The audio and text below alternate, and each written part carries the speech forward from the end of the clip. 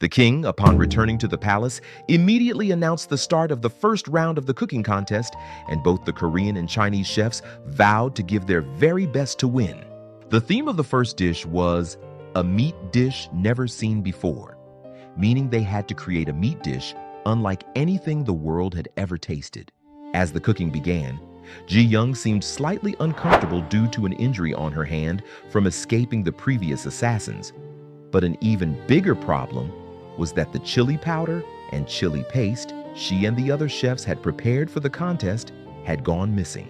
With the two ingredients missing, Ji-young had to change the dish entirely and spent a long time thinking, eventually coming up with a meat dish using the available ingredients that no one in this era had ever tasted. The dish was none other than beef bourguignon. Since there was no wine in this era, Ji-young instructed to bring a wine-like liquor and immediately began cooking. China started first, sending out their female chef Abisu, who used the very chili powder Ji-young had been looking for. Everyone was shocked by the spicy aroma, and Ji-young was puzzled because this chili powder was known only to her in this era. Their cooking continued using fire, and as the alcohol in the liquor ignited, the flames grew larger, causing everyone to cheer.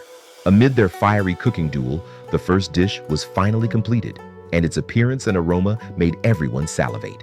Ji-young's dish was the first to be tasted by the king, the Chinese representative, and all the others. Despite the generous addition of liquor, there was no hint of alcohol, and everyone was enchanted by its aroma and flavor. Next, they tasted the dish prepared by Abisu. It was spicy, yet savory, with a very intense flavor.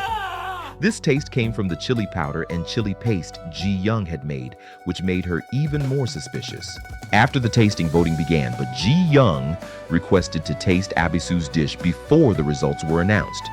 Curiously, Baek-ryong also asked to taste it, allowing them to share a tasting, and upon trying it, Ji-young immediately recognized and revealed that it had been made using her chili powder. When asked about the source of the chili powder, Abisu explained that she had fairly traded for the ingredients and that her dish had no issues. However, Baek-ryong criticized her, saying it was wrong to exchange ingredients knowing they were intended for Ji-young's contest entry. Feeling deeply ashamed and embarrassed as a chef, and believing he had tarnished China's reputation, he told the Chinese representative that the first round was a victory for Korea. When Ji-young asked who Abisu had traded with, she pointed to the king's uncle, Jae-san, shocking everyone. When the king questioned him about the situation, Jae-san hesitated, claiming he did not know the ingredients were meant for the contest. Ji-young admitted it was her fault for not managing the ingredients and said that Korea had lost, while Baek-ryong of China argued that it was China's loss because Abisu had acted unfairly. The king proposed a tie, and the Chinese team accepted, making the first round a draw. The king proposed that if all 3 rounds ended in a tie, China would be declared the winner. After everyone agreed, the chefs comforted each other, and notably, Baek-ryong, despite being a rival, praised Ji-young's cooking. That night, the king summoned his uncle Jae-san and scolded him severely, while Queen Kang Mok-ju called the chef Mansu and ordered that tomorrow's cooking contest be lost by the Korean team at all costs. She also threatened to kill Mansu's family. The next day, the second round of the contest began. The theme was that the Chinese team would make a Korean dish and the Korean team would make a Chinese dish. With the king's signal, the cooking commenced.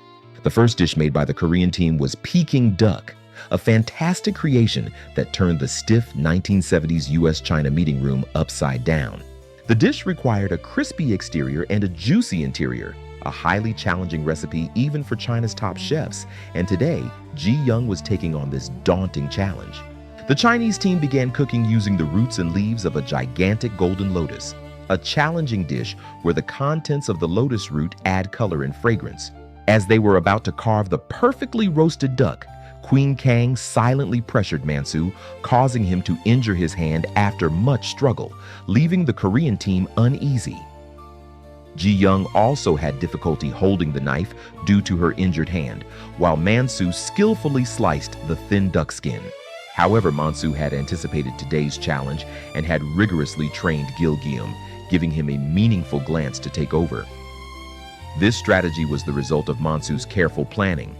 While it would be dangerous for him to do it himself, having someone else perform the task allowed everything to proceed flawlessly. Reflecting on the events, Ji Young realized that Queen Kang Mokju had intervened to ensure that the Korean team could never win. As time passed and the dishes were completed, the king and the Chinese representative hurried to taste the food. First, Baek-ryong's Golden Lotus dish impressed with its deep flavor and aroma. He explained that 10 years ago, while searching for profound culinary knowledge, he collapsed, and a Korean monk taught him Korean cooking. Next, Ji Young's Peking Duck received high praise from both the king and the Chinese representative. The Chinese representative was even moved to tears by tasting the traditional Peking duck for the first time in years. Who would be the winner of the second cooking battle? Baek-ryong, the master of Chinese cuisine, or Ji Young, the winner of the 2025 French cooking competition?